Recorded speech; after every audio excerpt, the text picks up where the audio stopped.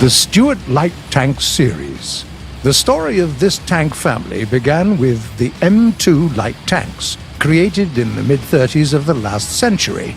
By the end of the decade, this vehicle, with its twin-turret configuration and array of machine guns, was already pretty outdated. By the time the war started in Europe, the military deemed its design completely obsolete. In order to bring the vehicle up to date, the tank was fitted with a 37mm long-barrel gun and a new armor configuration. This variant was called the M2A4.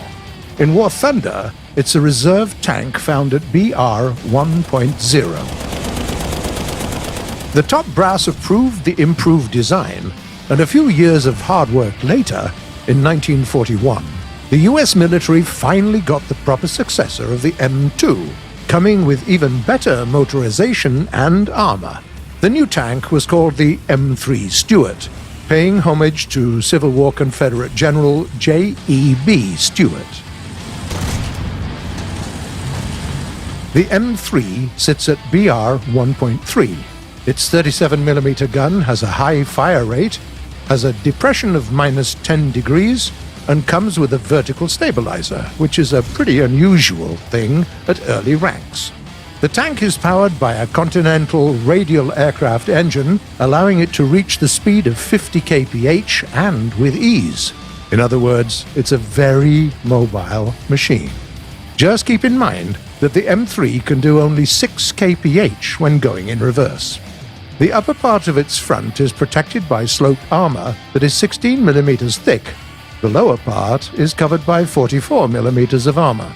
That's enough to survive hits from some low-caliber cannons and machine guns, but you won't be tanking most shots coming your way, especially because most of your modules and crew members can be taken out with a single hit. In 1942, a new model was introduced, the M3A1. It featured a new turret with no cupola on it, and got access to a wider range of rounds to use. Apart from a standard M3A1, there is also a premium variation of this tank in the game, the one belonging to the USMC. Tanks like that were the first M3A1s that saw actual combat.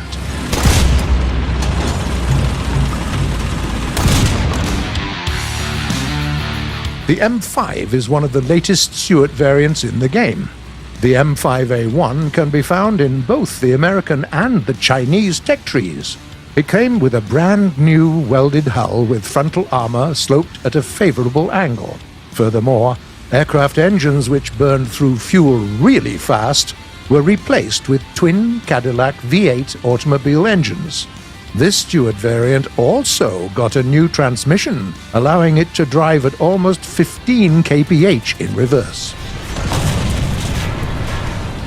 In the game, the M5A1 has access to the active scouting mechanic, making it a very effective reconnaissance vehicle, which is very fitting given that it often has to face enemies with superior armor that can't be easily penetrated in frontal assault with its 37mm gun. By the way, in the Chinese tech tree, there is yet another Stuart variation, the M3A3. Performance-wise, it's almost identical to the M5, and it also comes with sloped armor.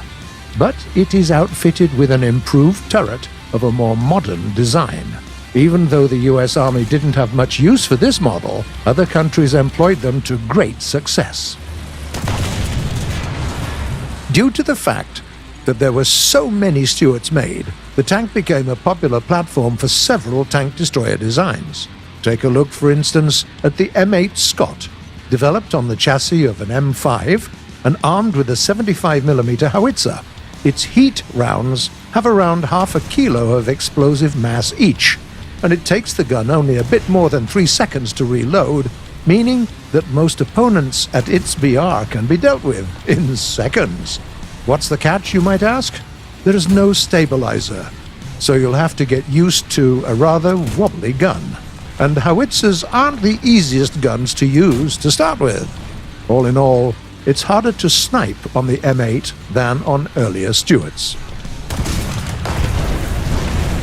There's also a vehicle developed on the chassis of a Stuart that can be a real threat to significantly more modern designs. We're talking about the M8A1 gun motor Carriage, a rare gift tank destroyer armed with the same 75mm long-barreled gun as the early Shermans. This gun packs enough punch to pen a T-34 right from the front. The crews of the humble M3 Stewart never even dreamed of such firepower. But here it was. In reality, the experimental M8A1 was soon overshadowed by a more successful design, the Hellcat. But you can still enjoy riding it to battle in War Thunder. Light tanks of the Stewart family played a very important role in the history of the tank industry. They are the most mass-produced light tanks of all time, with more than 23,000 vehicles built during World War II. 23,000!